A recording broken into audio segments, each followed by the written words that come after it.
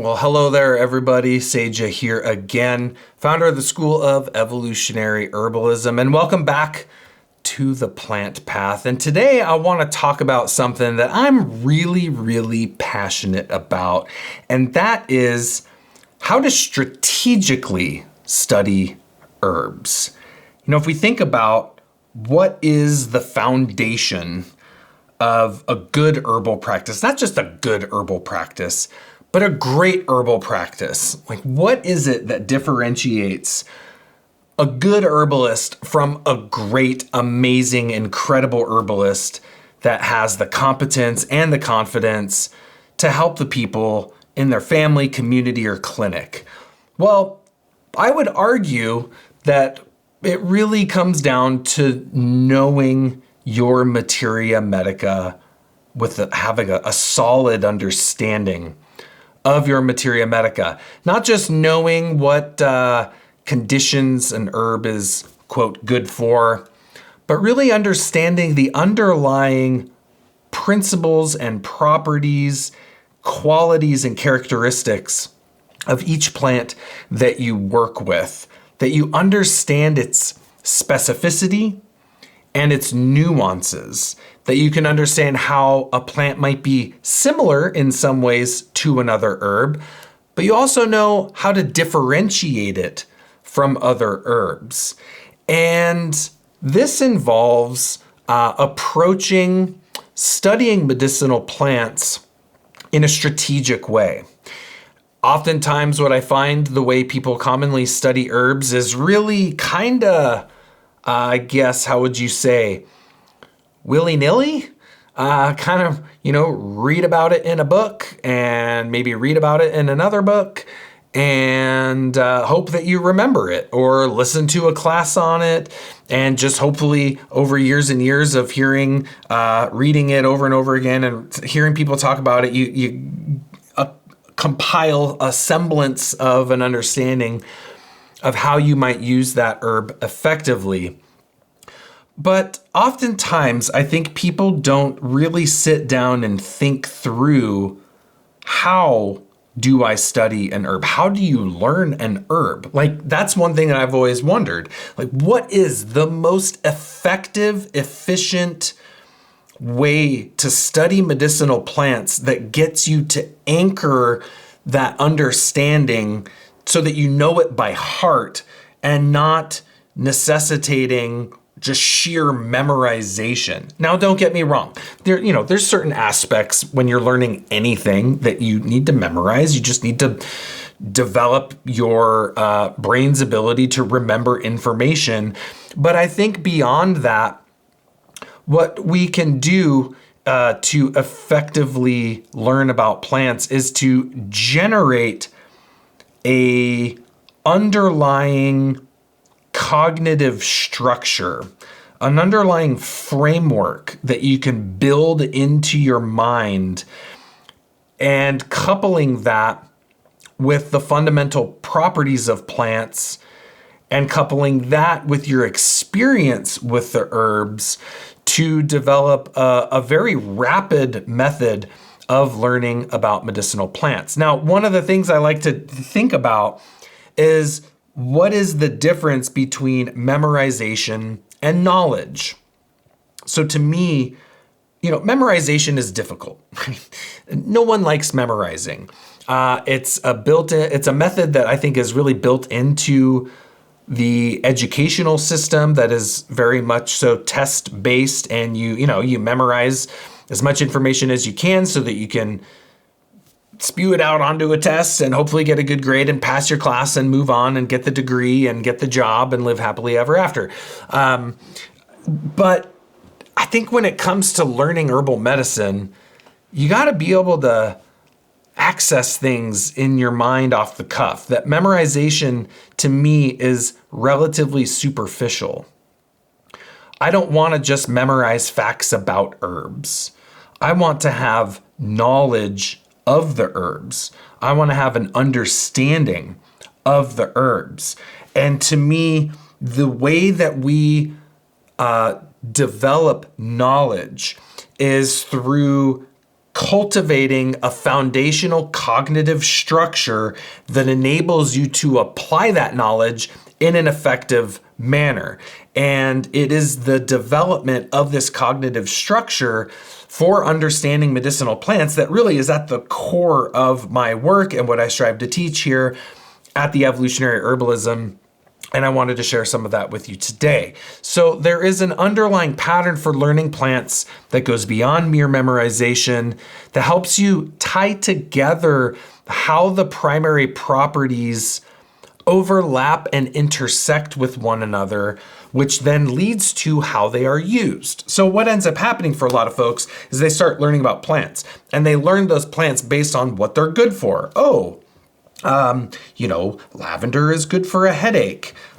Willow is good for a headache. Jamaica dogwood is good for a headache. So then someone has a headache and you think, oh, well, these 3 herbs are good for headaches. And so maybe you give them one, or maybe you give them both, or maybe you give them all 3. And lo and behold, it doesn't work. Because we can't learn plants simply based on what they're good for. We need to understand why they are good for what they're good for, why they address a particular problem that a human being faces. What are they doing inside the body, both on a physiological level as well as on an ecological level, to adjust and alter things within the system to generate a particular medicinal benefit. So this is where the strategy comes in, where we want to understand and learn. First thing, like, to me, this is the first step in learning herbal medicine, is first off, you have to understand core properties of plants. Like, what are the fundamental qualities and characteristics of an herb, and how that herb interfaces with the human organism that then generates a resultant medicinal effect. You have to start there. You don't start at the medicinal effect, i.e. what it's used for, what it's good for. You start at the fundamental properties. And what also I notice ends up happening is that those fundamental properties of plants are very much so studied in isolation, where, okay, we're over here, we're gonna learn herbal actions. And over here, we're going to learn herbal energetics.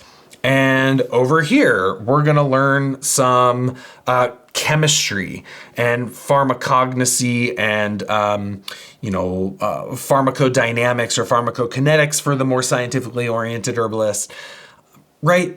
But they're all very much so in these distinct separate categories.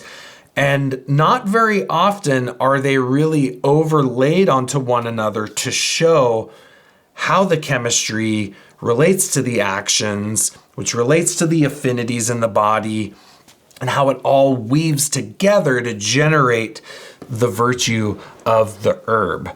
So the importance of developing a strategy for learning herbs is what I want to share with you here, so that you can really optimize the next year of your studies, and you can be at this day 1 year from now and look back and realize that you have learned a lot about herbal medicine and that you have truly progressed down your plant path. So we want to not just read herbal monographs at random, study plants willy-nilly. You want to approach it with a system. You want a system in place, an order, a structure for how to approach this. So here is my cognitive structure for developing herbal knowledge. And these are fundamental properties of plants. I talk about them a lot. For those of you who haven't followed me for a while, you may have heard me talk about these in multiple instances, multiple situations. And I'll continue to talk about these things forever and ever and ever, because these are your foundations for understanding a plant. So while this is, I want you to consider here that these are not just a pattern for understanding the core properties of plants, but as a framework for studying and cross-referencing them. And that will make more sense as I continue on explaining things here. But oftentimes I teach this in the context of, okay, here's what you need to know about a plant in order to understand it holistically. Here I'm going to slightly adjust my perspective on this and share how this actually can become a very holistic system and approach for learning herbs through cross-referencing and overlapping these qualities. So I commonly refer to these as the keys. So the first key is the taste of the herb. Bitter, sweet, salty, sour, pungent, astringent, acrid. These are kind of the 7 main tastes that I tend to think of for medicinal plants.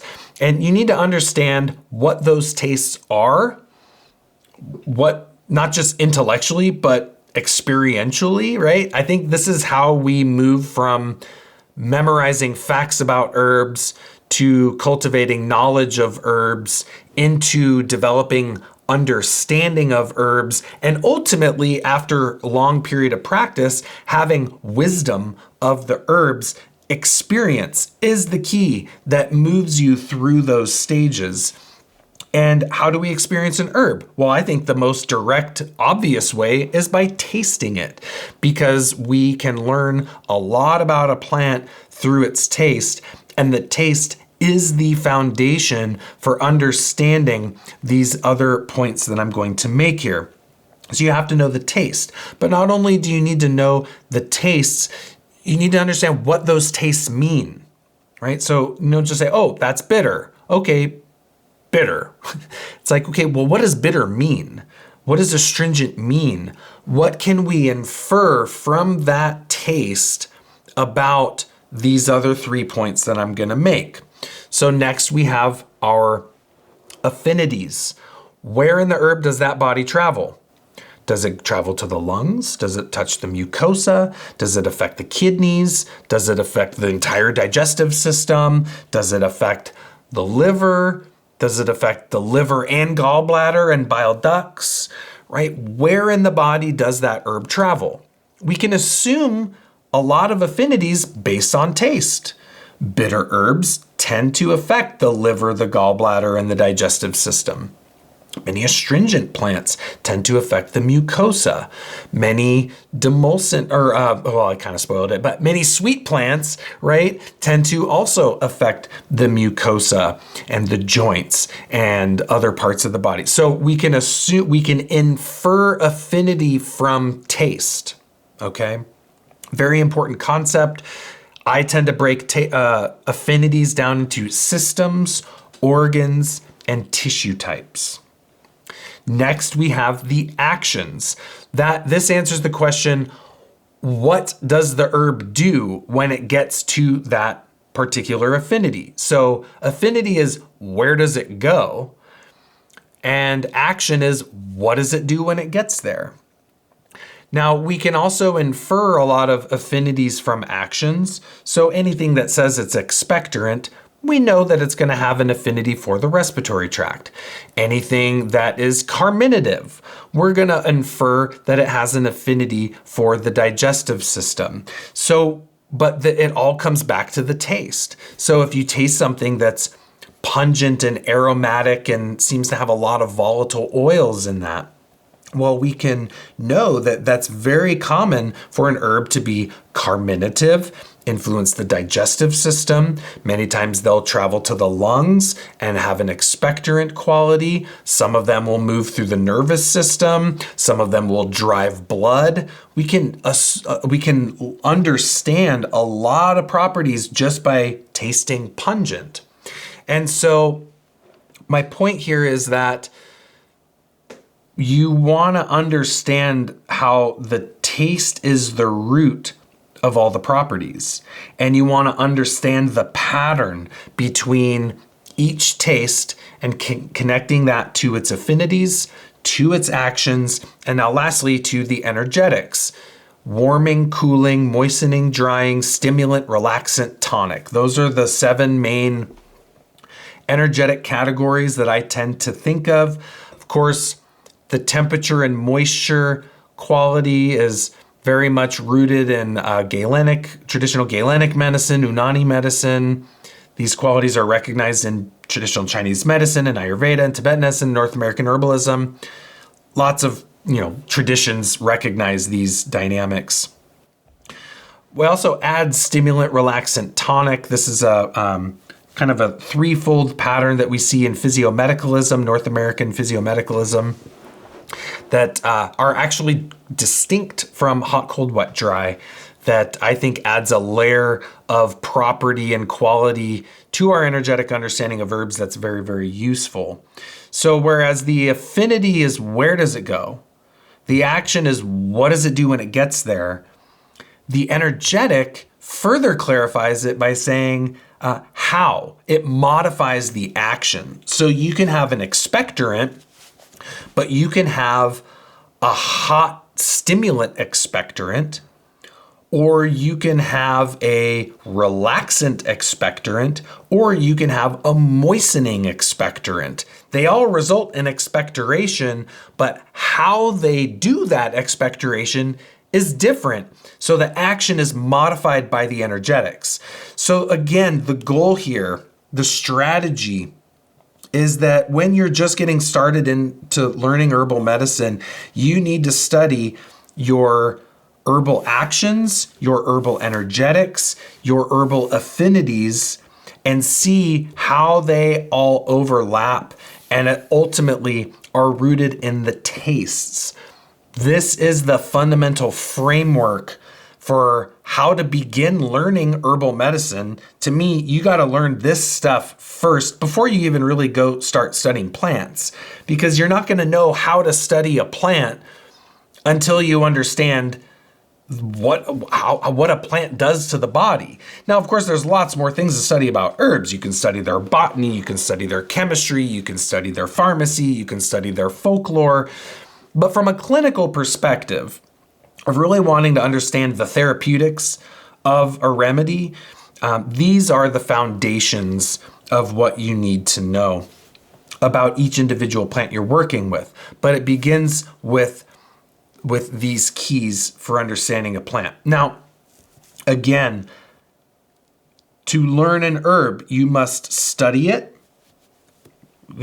They say if you go to reinvent the wheel, it'll probably be round, meaning don't abandon tradition. We have lots of tradition, culture, and knowledge and wisdom developed over a very, very long time about how these plants heal. Learn from that, study that. There's lots of great references and teachers and books out there that we can learn from, but don't that replace experience. So if you really want to become what I think of as a great herbalist, you have to taste your herbs, you have to experience your herbs. And that also means, growing them and finding them in the wild and harvesting them and making medicine out of them and sitting with them, observing them through their life cycle and through the seasons and botanizing them and getting up with the magnifying glass or a loop and just nerding out on the plant, experiencing it from all levels that you can. And to me, a well-rounded knowledge of a medicinal plant involves an equal balance of study and experience. Now, I'm going to share with you a strategy of study. So what you can do is, here's one strategy. Pick a taste and find 5 plants that have that taste. So say, it doesn't have to be 5, maybe it's 3 herbs that have that taste. Say bitter. Okay, we want to find 3 bitter plants, just truly bitter plants. Okay, so what you want to do first is study that taste and what the general properties of that taste are. Okay, bitter. Well, we know that bitters tend to, the bitter taste tends to influence the digestive system, increasing secretion. They typically are choleritic, increased bile production in the liver, cholagogue, increased bile secretion from the gallbladder. Oftentimes they are draining and drying of fluids. Typically they're cooling in nature.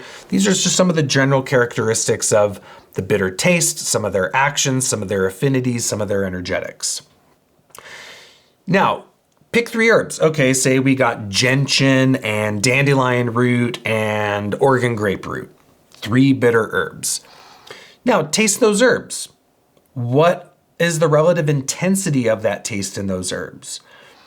Does that herb have any subtastes? Now, I picked 3 relatively pure bitter herbs, but dandelion root has a little sweetness in there. Oregon grape, a little bit of astringency there. So attune yourself to subtle nuances in the taste profile to detect other secondary or tertiary tastes or mouthfeels that will indicate and clarify the unique virtue of that plant.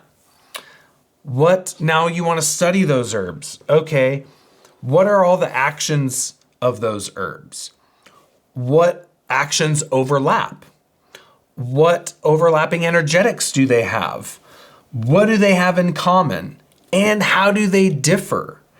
Okay, so you look at, say gentian and Oregon grape and dandelion root. Well, they're all bitter tonic. They're all very similar in that they can just be used as a general bitter tonic for digestion, move the liver a little bit. But Oregon grape has some really interesting specificities as an alternative for skin conditions.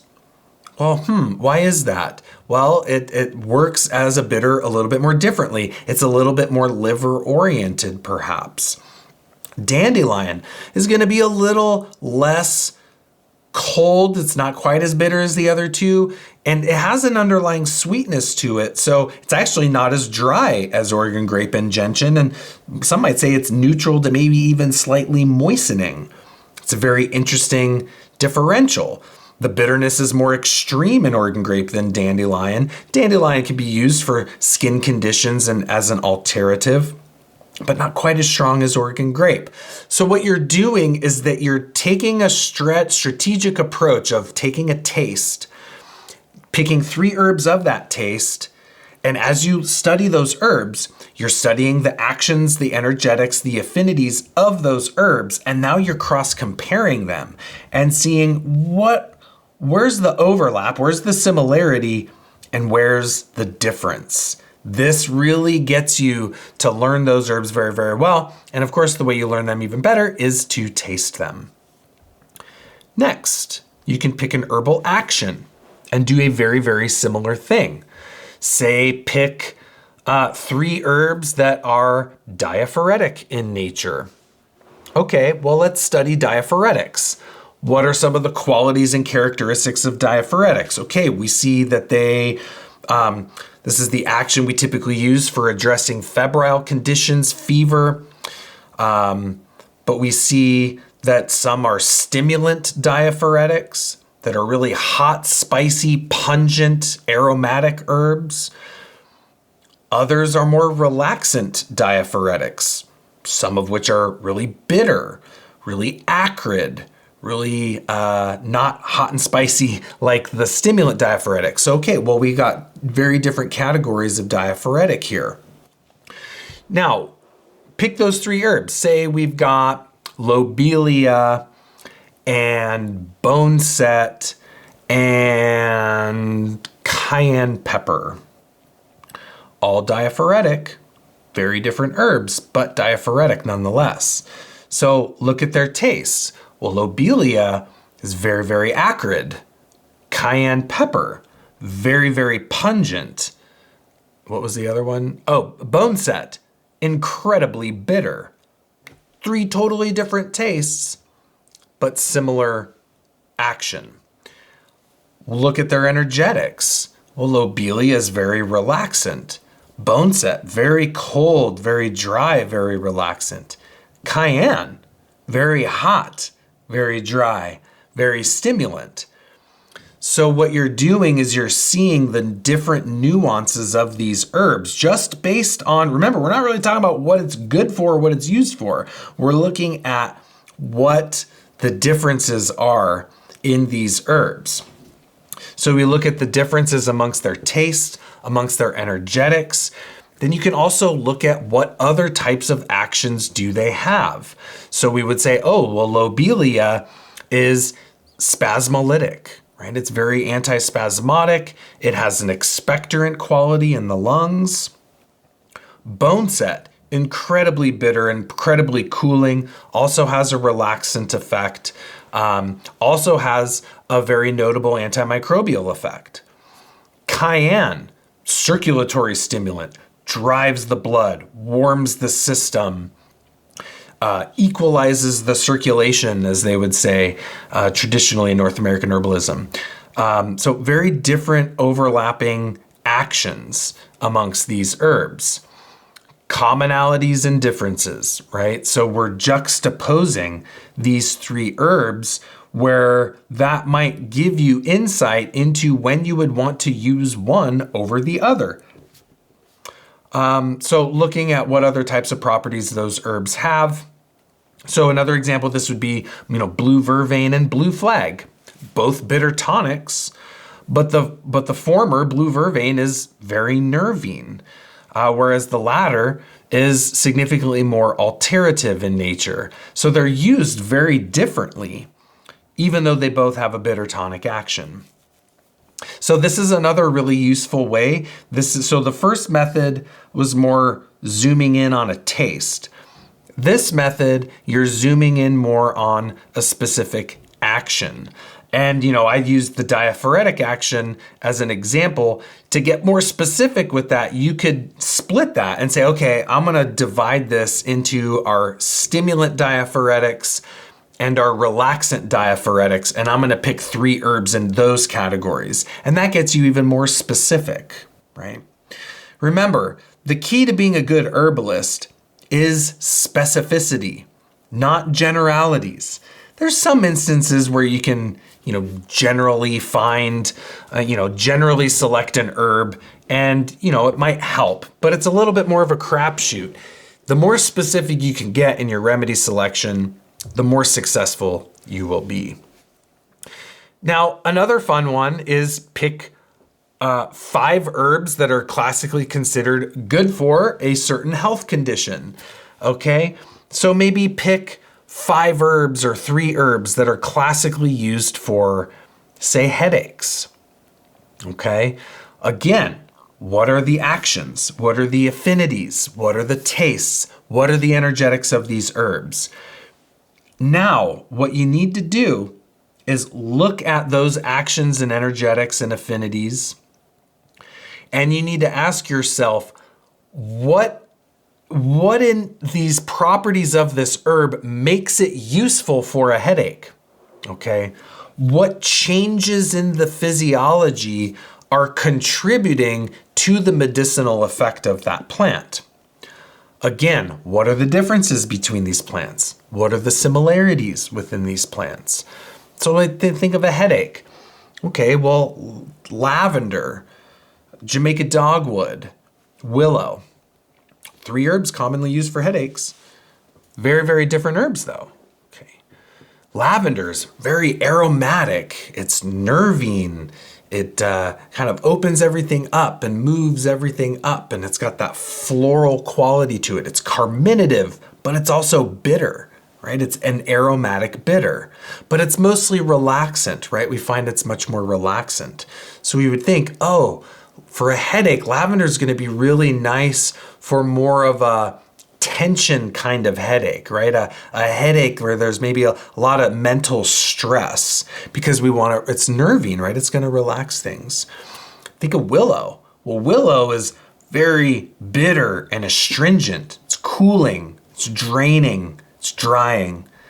Well, maybe we're going to use willow for a headache where everything's more lax and maybe there's a lot of heat driving up and we want to drain that heat down, right? The bitterness, we want to drain the heat down with that bitterness.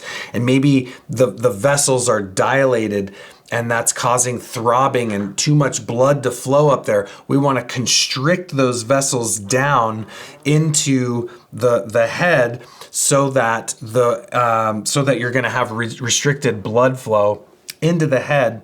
And that's how willow is going to address a headache. Lastly, we've got Jamaica dogwood. Right? This is a very powerful anodyne herb.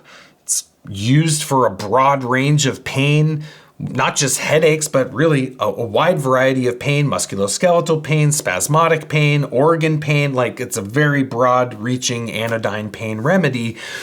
We might use that in a slightly different way than we would these other herbs. So again, you're differentiating them. And this is how you get very, very specific in how you're going to apply herbs for a particular condition or symptom. So this is one of the ways that I like to really think through when I'm considering Materia medica for a particular symptom or condition. I get my list of Materia medica, I look at the actions, the affinities, the energetics, the taste, and now I think, okay, what type of that pain or headache will it treat? Because a headache's not just a headache. You got tension headaches, you've got hot excess headaches, you've got cold deficient headaches, you've got temporal headaches, occipital headaches, vertex headaches, frontal headaches, all different types. And different herbs are going to address different types of headaches. Some might treat one very, very well.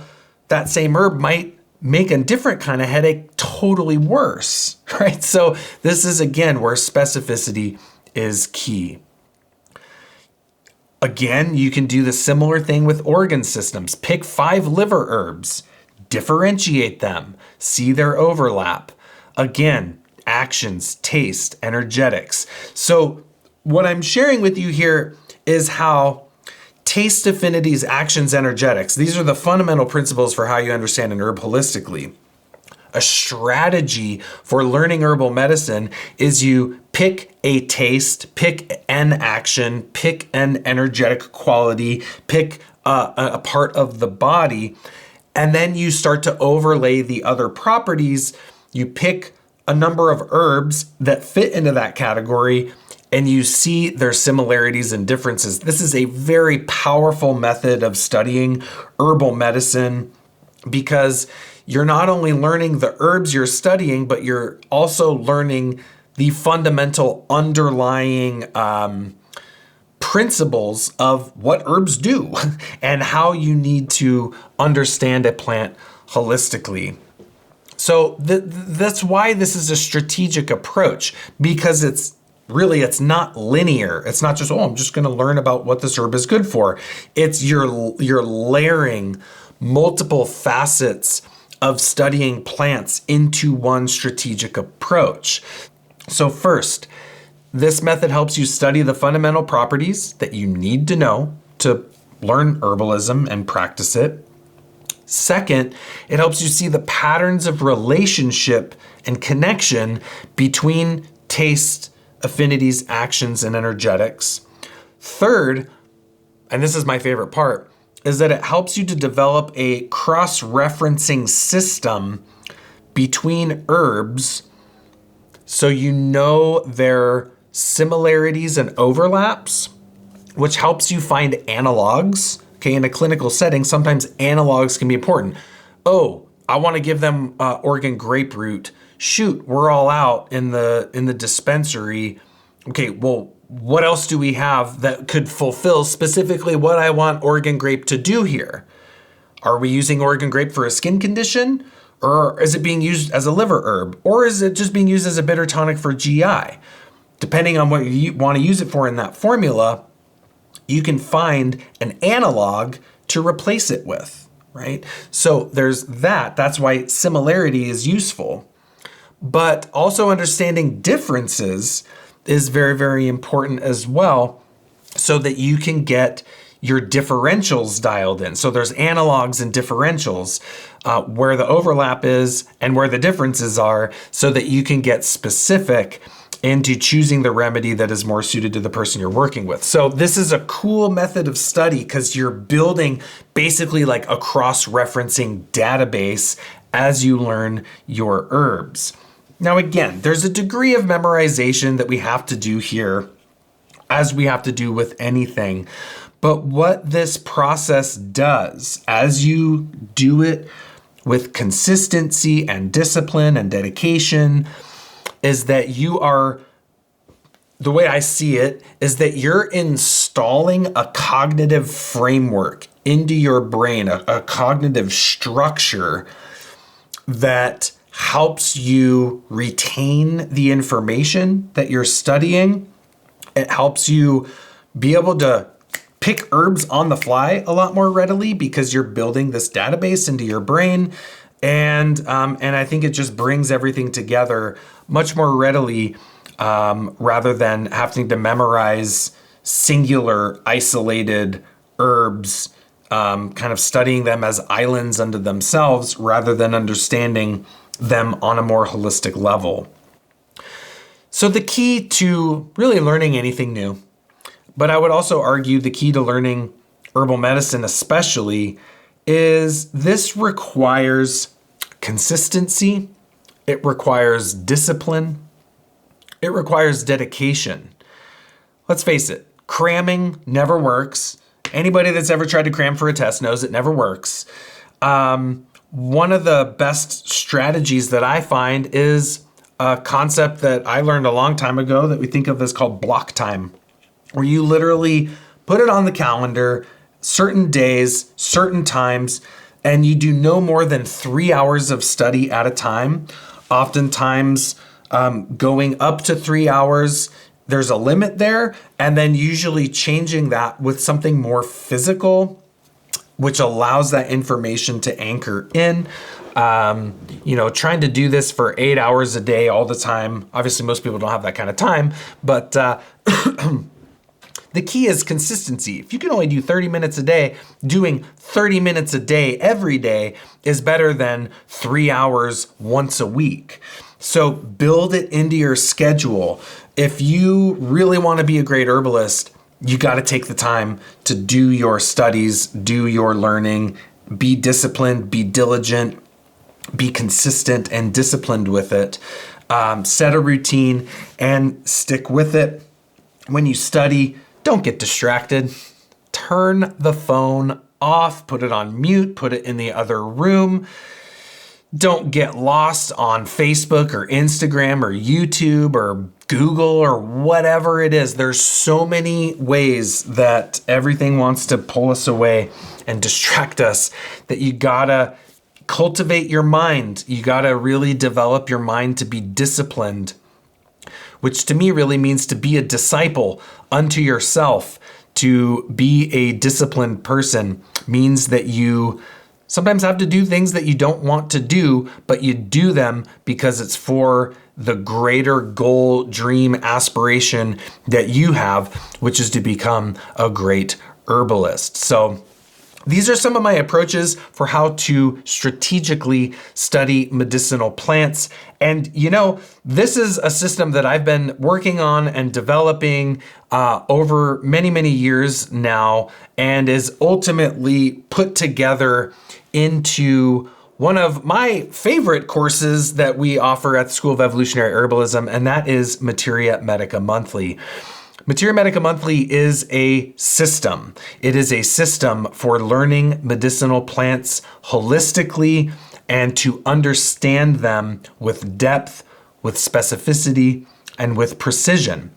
This cross-referencing database that I'm talking about is ultimately at the root of Materia Medica Monthly, going through all of the tastes, all of the actions, all of the energetics, the affinities, the organ groupings, the differentials, the analogs, along with super deep dive individual monographs on the plants. These average between 2 to 3 hours of video content on each individual herb. That's how deep I go into every plant. You also get a very in-depth monograph. Most of the monographs we're pumping out are over 20 pages on a single herb. I think these are the most comprehensive monographs out there. We put a lot of love and a lot of care into it. And I think it is one of the best systems, whether you're just getting started on your plant path or whether you are been in it for a long time and just want to keep on keeping on with learning your plants and their nuances.